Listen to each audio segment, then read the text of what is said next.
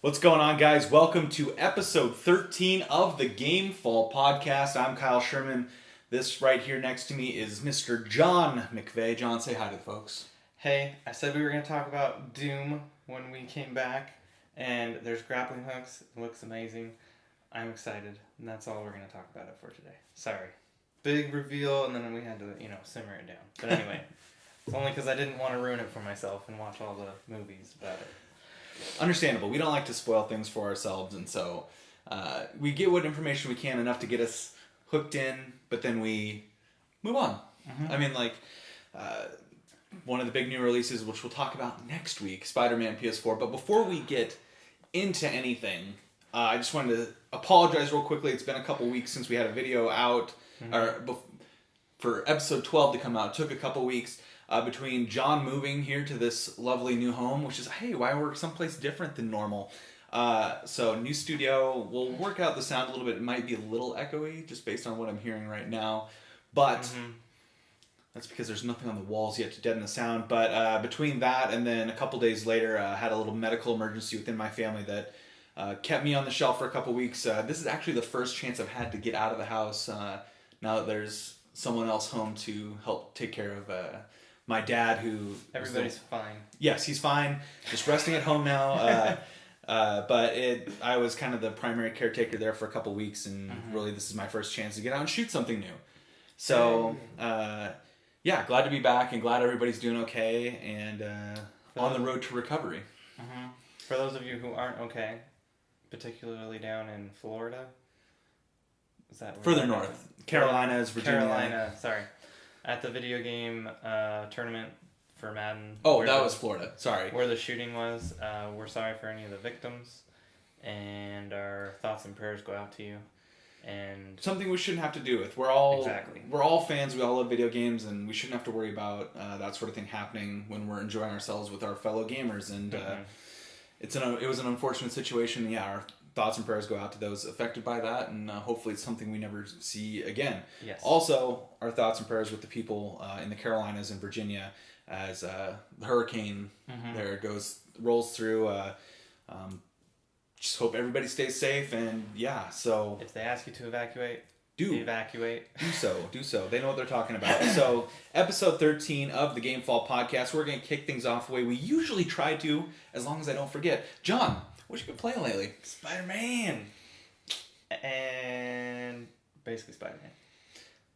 You can't go wrong with that choice. I played a little bit of Hollow Knight just to keep myself familiar with what was going on, even though I don't know what's going on in Hollow Knight, because it's kind of like, hey, maybe you're supposed to go there? I don't know.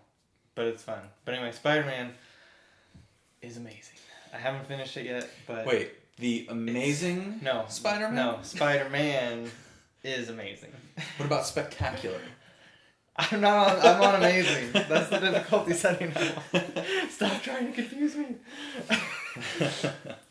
Well, and as for me, I can't remember if I said this leading into the last one, but I was filling some time. I went back and played a little bit of Assassin's Creed Black Flag.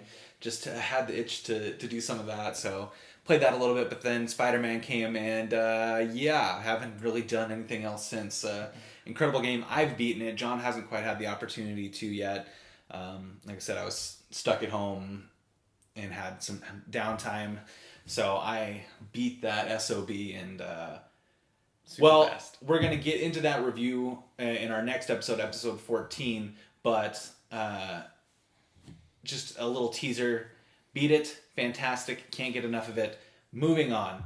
John, there was a big Nintendo Direct yesterday, 2 days ago. We're filming this on a Saturday, by the way. Thursday. On Thursday, September, 13th. I guess that would have been 13th, yes. Right? 12th? 13th? Who knows, man? Who knows? I don't know what day it is. 13th. It's the 15th now, the 13th. So, I wasn't able to watch that. I did. You did. You are a Nintendo expert, John. Break it down for us. What happened at that Nintendo Direct? So, at the Nintendo Direct, the first thing that you see... sorry, I'm just pulling up the cliff notes from IGN so that I don't miss anything. The first thing we saw was what I originally thought was the original Luigi's Mansion for the 3DS, which they already announced. And I was like, oh, that's actually looking really good for a 3DS game. And then I was surprised, and I was like, I don't really remember these parts from Luigi's Mansion. So I was like, did they add something new? And then at the end of the trailer, the title comes up, and it says Luigi's Mansion, and then a 3 in the form of a ghost appears, and I've lost my mind from there. Because I was like, wait, what? And then at the very bottom it says 2019 working title for Switch. So I don't know if it means it'll come out in 2019, but they're projecting to hopefully have it out in 2019. Which totally surprised me. I'm super excited because I was really annoyed that they were just porting Luigi's Mansion to the 3DS, which is not, like, we already have the Switch, like, get it on. So yeah, so now we have a brand new Luigi's Mansion for the Switch, which is super exciting. Yeah, I mean, that's exciting. Obviously, that's something people have been itching for a while. Yeah, it's a cult. It's kind of going away from cult classic and becoming like an actual hit itself. But to me, too, this is a strong move by Nintendo. Because, we talk about their, tentpole, whatever, flagship franchises, and, Mario being one of them. So we got, Super Mario Odyssey. We got Zelda Breath of the Wild. Yes. We've got a Mario Kart game. Yeah. So, I mean, you want to, I guess, keep rolling out. You want to keep people interested with those big flagship titles, as well as develop some other ones. But the fact that, Luigi's Mansion, it's kind of under that Mario tentpole where people are going to be interested because it's a Mario title, sort of I call it thing. But I think it's a strong move because it's a game that people have been clamoring for. They're like, hey, when are we going to get a follow-up to Luigi's Mansion? I mean, we all thought we were going to get a new one when they announced the report. I mean, it has to have been a decade since, at least a decade since the original Luigi's Mansion. Easily a decade since that. It's been quite a few years since Luigi's Mansion 2 for the 3DS came out as well. Yeah, and I'm just saying, since, the original one that came out for a, flagship console, not a handheld. Yeah, 2001, John. And 2001. It's been 17 years. They didn't, if I remember correctly, have a Mario game ready for launch. Super Mario Sunshine. That actually came first, if I remember correctly, was Luigi's Mansion. And I had it on the GameCube, and I played it, and I thought it was great. And I didn't have a save file at the time because I didn't have the game card, and I had to go buy the game card. Boy, I don't miss that. Yeah. Having to have game cards. Actually, either. Fun little fact about Luigi's Mansion, the original, the 4th best-selling Nintendo GameCube title of all time. It should be, because it came out 3.6 million approximate units. So, good on them bringing that back. I think that's a strong move, and it's definitely exciting because, I mean, there was excitement around it being ported to the 3DS, but like you said, there was a little bit of a disappointment because people had been wanting a new title, and now they got it. And they gave it, a separate Nintendo Direct from all the Smash news, which I think is probably a smart move. Oh, yeah. They did a lot. So the Nintendo Direct for Smash was insane. I think we talked about it already. Yeah, I mean, 40 minutes of just Smash and news. Then 2 new characters and 1 Echo character. Anyway, speaking of Smash, there's another new character in this Direct, and it's Isabelle from Animal Crossing. Nobody cares. I don't care. I don't like Animal Crossing. I don't either. I'm sorry. I just don't. I was never on the Animal Crossing bandwagon. No, we know plenty of people that were. We have friends that go nuts over Animal Crossing, so I'm sure they'll be happy about this. And moving right along, they announced a few things for 3DS. Particularly, they announced Kirby's Epic Yarn. Oh, I'm sorry, Extra Epic Yarn. So it's going to have the Wii game on the 3DS with extra stuff. It looks interesting. I may buy it. Depending on the price. And then they teased some more for Bowser's Inside Story, which is a Mario RPG on the 3DS. Then they went into a giant slew of Switch games that are coming. And they even had, I think, 17 that were out that day, including Final Fantasy 15 Portable. or mobile, which is the mobile version. Pocket Edition, I think Pocket it's Edition, called. thank you. So everyone looks like chibi-esque type characters, I think is what it's called. And so the graphics are way dumbed down, but it's the whole Final Fantasy 15 game, which is kind of nice because if you don't own a console that runs that, you can play that game at least in its spirited essence, not in its like amazingness form. So then they went on and announced about a bajillion more Final Fantasy games, including Final Fantasy 7, 10, 10-2, 9, and 12, along with quite a few others.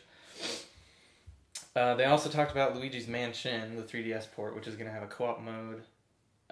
It'll have a co-op mode for if 2 people own the game, and a separate co-op mode for if 1 person owns the game and does download play to another 3DS, which I thought was nice that they're letting you have co-op even if only 1 person owns the game. They talked about Yoshi, the new Yoshi game. It's called Yoshi's Crafted World now, so we know the full title. And it's going to come out next year. And it looks super awesome. If you ever played Yoshi's Story, Yoshi's Story on the 64, it's like that. And the Yoshi game on the Wii U, which I can't remember. Yoshi's Woolly World? That sounds about right. Something like that. Something like that. Anyway, that was nice. I'm glad that it's finally going to have a release date. And then, Kyle, they talked about Switch Online. And if you weren't already excited, Final Fantasy Crystal Chronicles is coming to the Switch, which I thought that was pretty awesome because that was a Nintendo-only Final Fantasy game. So that's really good. But back to Nintendo Switch Online, which will release on the 18th. You need to make sure that you have the account, your Nintendo account, linked to the user profile you want it to be linked to. So if you were buying games with one user profile, leave your Nintendo account linked to that user profile because it's going to solidify itself on the 18th, whether you do Nintendo Switch Online or not. Meaning all your game saves and your Nintendo account will be tied to that user. They're doing that, I think, partially because of cloud saves. Which we have more on that later. More, yes. I have a tidbit on that, but we'll break that down after we talk about the Nintendo Direct. This one, I mean, just interrupting you here briefly. I mean, Nintendo just threw a lot at the wall. The 40 minutes of a Nintendo Direct, and it was all jam packed. But I mean, it's just it was a lot of information, and I'm glad you were able to watch it, break it down. So because I mean, I'm not as deep into the Nintendo, universe. I haven't owned a Nintendo console since the Wii. You own the Wii U and then Switch now. The only console I haven't owned is there's 2. Is the Virtual Boy, which barely anybody ever owned, and then the Super Nintendo. Anyway, back to all the online junk. Nintendo Entertainment System Online is part of it, and so what it is it's selected titles that they've picked. There's going to be a bunch at the beginning, and they're going to roll out some over time, and they're available to you to play as long as you have the online subscription, which is $20 a year for one person, $35 for a family, or $3 or $4 a month. You can look at that on their website. It's going to have added online, so some of them, like the Zelda one, is going to be, you can do couch play, where it's, if you and another person own a Switch, you don't have to be in the same room or in the same house. You can be on the internet. And if you're playing, you can hand the virtual controller, if you will, to the other person, and then they can do the part you suck at, and then you can take back over. Kind of like as if you were handing the controller over to your friend that's better at the game than you were. Sort of like the feature available for the PlayStation 4. Although that comes with a caveat, I don't know how this will perform in comparison to the PS4 version. There's definitely a delay. There's a delay because we've done that before. It's not a big delay. It doesn't make the game unplayable. I've done it for a few of my friends. I've had him do it to help me, and it works. And I haven't asked John to do it because I'm a pro. It's not the same. Anyway, whatever. Well, okay, so you're talking about those Nintendo Switch Online titles, and I happened to pull up the list of those. So already announced before this last week's Nintendo Direct were Balloon Fight, Donkey Kong, Dr. Mario, Ice Climber, The Legend of Zelda, Mario Bros. Soccer, Super Mario Brothers, Super Mario Brothers 3, and Tennis. Added to the list as of Thursday, Zelda 2. we have Ghosts and Goblin, Excite Bike, which that's exciting to me. Excite Bike, yeah. So there's also going to be leaderboard stuff. Yeah, Tecmo Bowl, Yoshi, Double Dragon, Gradius, Ice Hockey, River City Ransom, Pro Wrestling, and Baseball. Woo! So some classic titles there. Mm-hmm. Excite Bike and Yoshi are probably the two that stand out to me. I'm also excited for the golf one. Open Tournament Golf. Because I think that was yes, the one that's more on the way. Those won't be at the launch. Oh. They're coming in October. So in October, Solomon's Key, NES Open Tournament Golf, and Super Dodgeball. I think I had Solomon's Key when I was a kid. And then you got Metroid, Mighty Bomb Jack, and Twinbee in November, and Wario's Woods, Ninja Gaiden, and Adventures of Lolo in December. So there are some cool titles there on the way. So it looks like they're going to do steady monthly releases. Yeah, so thankfully. A good amount of... They're going to continue to roll out things, so it's not just going to be those initial titles. They, I think, want to hook people in, like, services like Xbox Gold and, PS Plus. Speaking of which, I got to renew mine. I know what you're thinking. It doesn't have Chrono Trigger or all those games that, I bought the box for, the little mini NES.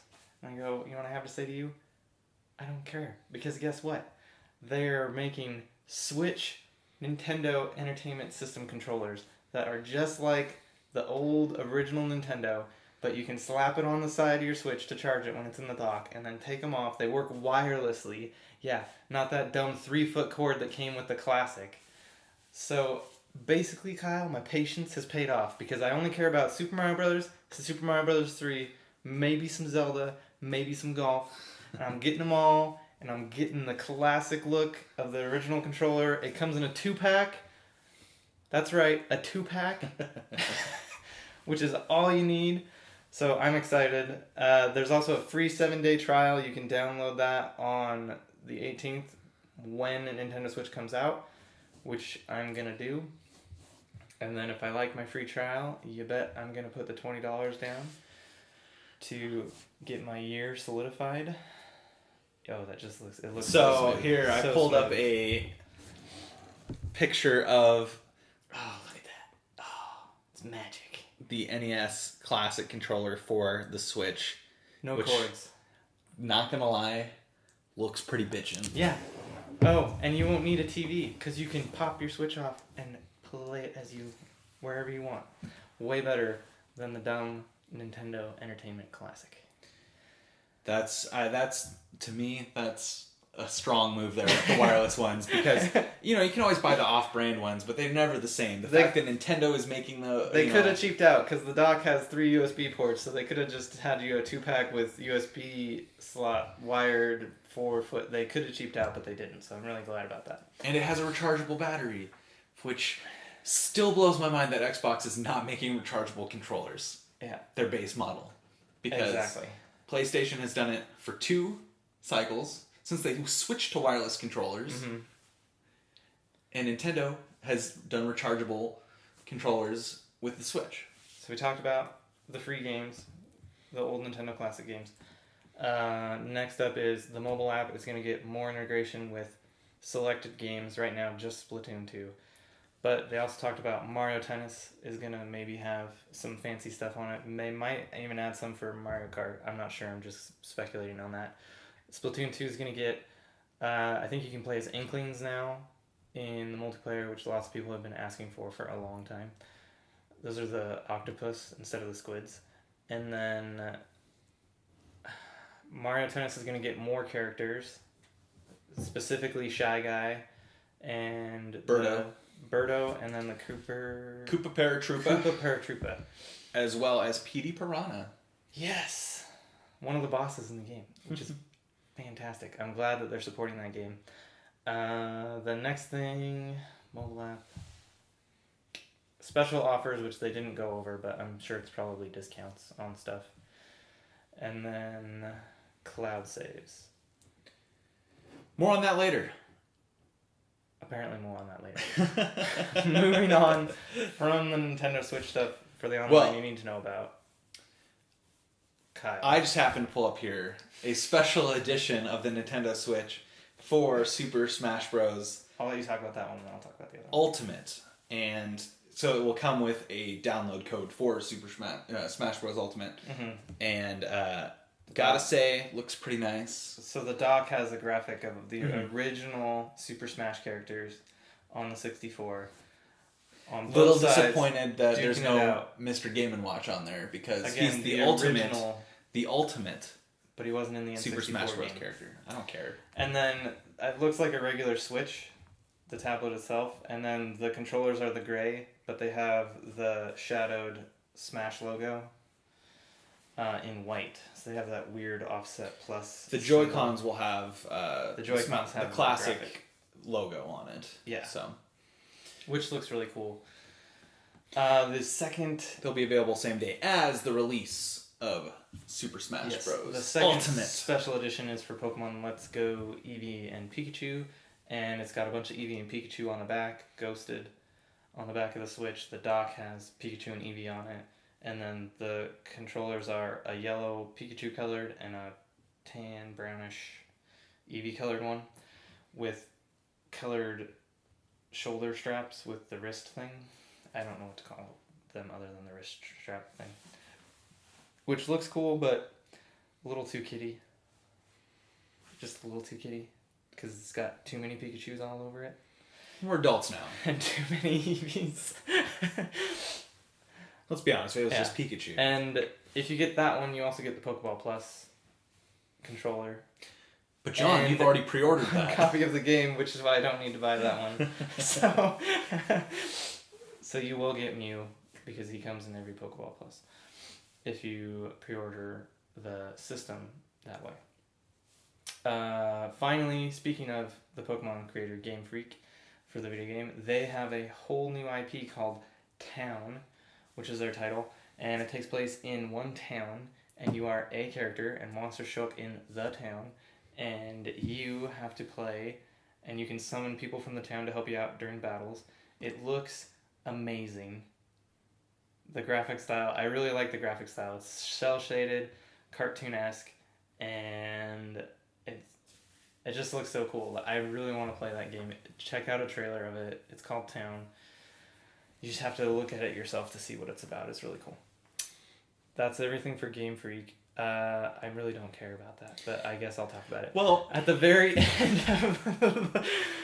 end, they talked about Isabelle and they trolled people and they're like, "Oh yeah, she's in Smash," blah blah blah, and then it was like, okay, and then Tom Nook shows up and we're like, so is he in Smash? Because it got you geared to be like, oh, this is a new Smash trailer, which Isabelle's trailer looked like you were watching someone play a Switch Animal Crossing game. So when they did this, it was like, oh, great. Thanks, Smash. You're kind of ruining Animal Crossing fans' dreams here. And nope, after the Tom Nook one ended, it's like Animal Crossing in production or something. I don't know if that one's 2019. It might be. It probably is. They haven't made a new Animal Crossing game in forever. The mobile one I'm not counting. So, that's the Nintendo Direct. The highlights you need to know and care about. Speaking of Nintendo... Just a masterful segue, if I don't say so myself. Nintendo Switch Online. Something you need to be aware of here. This is our news item coming from IGN. Nick Santangelo, our boy, who seems to crank out a lot of I think he's the only one that works there, to be honest with you. But the news being, yes, you'll get cloud saves with Nintendo Switch Online, but those saves will disappear if you let your subscription lapse. So be aware of that when it comes to your cloud saves. And if you are going to let that subscription lapse, you better download those save files because otherwise they will back. So you can disappear into the them ether. Again, when you decide to join back up. Also, pause because you didn't know about this, but it was already told earlier. Not every game is going to have cloud save ability. Specifically, games that were released before Nintendo Switch Online. Well, that's kind of a bummer. Mm-hmm. I So that means Skyrim might not have one. It probably will, but it might not. So these are things you need to be aware of. You can't expect every game to be uploaded. So check, make sure before you delete any of your save files on any of your games that they did get uploaded. To me, I don't know why Nintendo can't make it like Xbox, like PlayStation, where you just take those save files, upload them to the cloud, and then if you want to use them, or at least in PlayStation's case, you download them to the system. To be fair, this is the second generation of consoles that Xbox and Sony have had cloud save ability. And the first for Nintendo. The PlayStation 3 didn't automatic. You had to tell it when to upload on which games, if I remember correctly, and the 4 just does it on every game automatically. So, and they installed this after the fact of the Nintendo Switch being released. I don't understand why they can't just let you do... I mean, the save is on your system. You would think they could just put it all into a bank in the server. I highly doubt it really needs any extra finessing with the developer of the games side. But I don't know how Nintendo did it because, Nintendo's very slow on their online introductions of things. So this is just par for the course with Nintendo. Well, continuing on our Nintendo theme, because at this point it is a theme, you will not need a Nintendo Switch Online subscription to play all games. Oh, that's right, yeah. And Online. This news item coming from IGN's Colin Stevens. Oh, someone else works there. Yes, yeah. So, according to Colin Stevens on Nintendo's support page, it says not all games will need a player to pay their $20 yearly fee, such as games like Fortnite, which will be a big one. The page states, beginning September 18th, a Nintendo Switch Online membership is required to participate in co-op and competitive online features for many first and third-party Nintendo Switch games, including Splatoon 2, Mario Kart 8 Deluxe, ARMS, and Super Smash Bros. Ultimate. And Some games, such as Fortnite, can be played online without a Nintendo Switch membership. So, while a lot will require it, it's nice to know that not all games, I guess Fortnite sticking true to their free-to-play aspect, yeah, sticking with that. So, just be aware of that. Elder Scrolls Online doesn't require a PS Plus subscription to play online on the PS4, so these things have happened in other consoles in the past as well. But don't you have to pay a subscription to Elder Scrolls Online? Yeah. Nope. Oh. It's free. Oh yeah, that's right. That is free. They did that for like the first year, and then they dropped it. Which is just smart. like every other. You know who else should do planet. that? Except Star Wars: The Old Republic.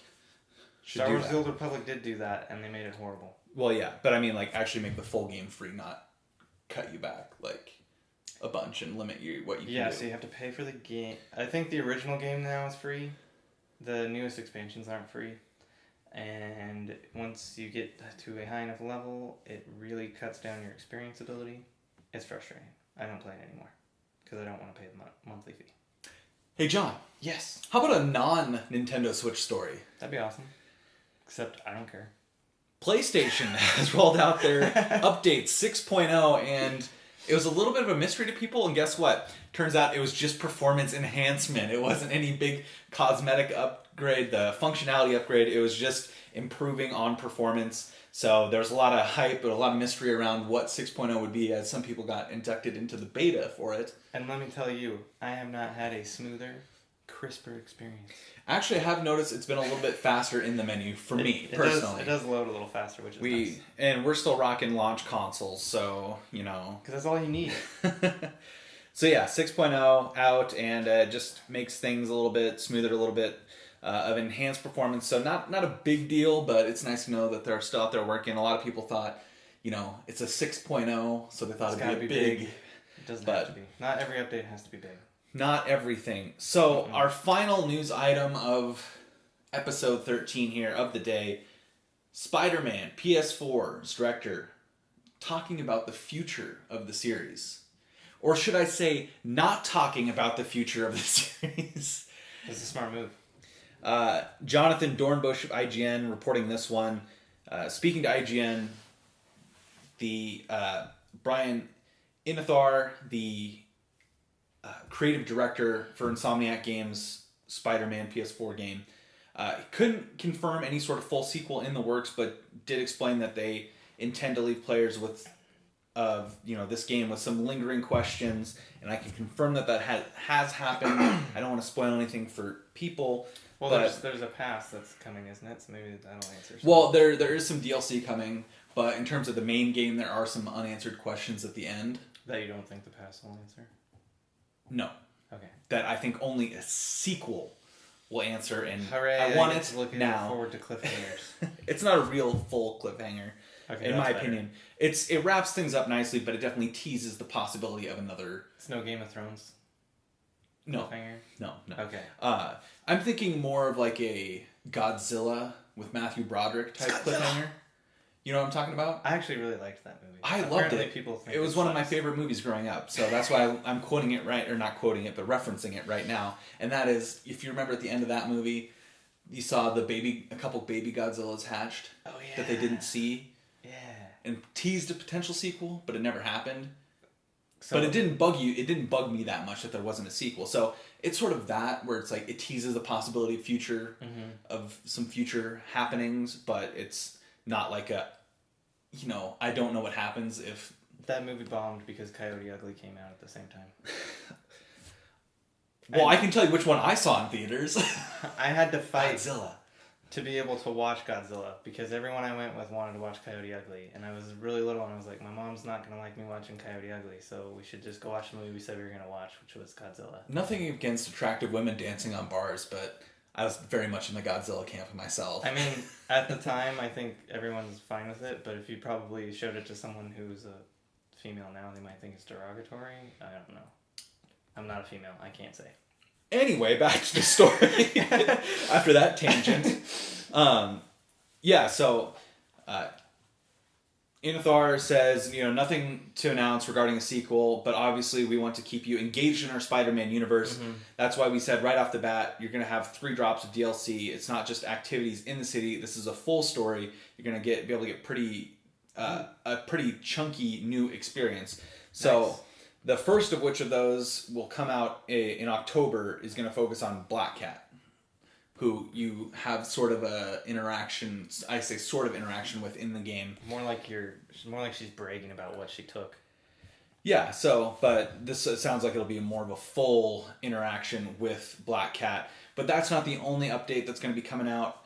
New Game Plus is in the works. They don't have a date yet for that, but that's something I want very badly because I like to be able to purchase all the upgrades, all the suits, everything. Mm-hmm. I want everything, and I couldn't do that in my one playthrough. And by God, John, I'm going to start a New Game Plus so I can get everything. I hope it's a New Game Plus without a limit. So, most games, it's like New Game Plus, and you finish it the second time, and it's like, all right, you're done. But in Ratchet & Clank, you can just keep New Game Plus re-rolling that New Game Plus, at least in the old ones. I don't know about... I only played the new one for the PS4 twice, but... So yeah, I mean, that's sort of the news on Spider-Man PS4. Obviously, we have a lot more thoughts on Spider-Man PS4, and I'm sure, we got a lot more to talk about on that, which will be coming up in episode 14 of the Gamefall podcast, but that's not all that we have in store for episode 14. I've also beaten one of the best PS4 exclusives to come out. It's fair. You never beat it, but I can officially say, having beaten it now a few weeks ago. I did my classic 75% of the way in. It's not... Horizon Zero Dawn. We got a review for you. John just, left me hanging there. So, Horizon Zero Dawn, we're going to have a review of that, as well as our Spider-Man PS4 breakdown. We're going to remain as spoiler-free as we can. We may spoil a couple things that happen early in the game up to the midway point, which is probably about where you're at in terms of the story. 46% of the game, but it doesn't. That's not going off the story. It's just off of everything. Yeah, so I mean, you're about at the midway point. I would say. I'm guessing based on my remembrance of where you're at in the story. So we're gonna break down our initial thoughts on Spider-Man PS4. It will not be our only time discussing that. We will also go more in depth with spoilers once your ass beats the game. Which is going to be a little bit. It will be a little bit. John's enjoying the game. Like I said, I had free time on my hands and I couldn't put it down, and He enjoyed the game. He just had a lot longer time to be able to play it. exactly. I had time to log. So it was awesome. Thoroughly enjoyed it. So come back next week and we will have that breakdown for you. With that, we'll sign off. He's John McVeigh. This guy's Kyle Sherman. We'll see you next time.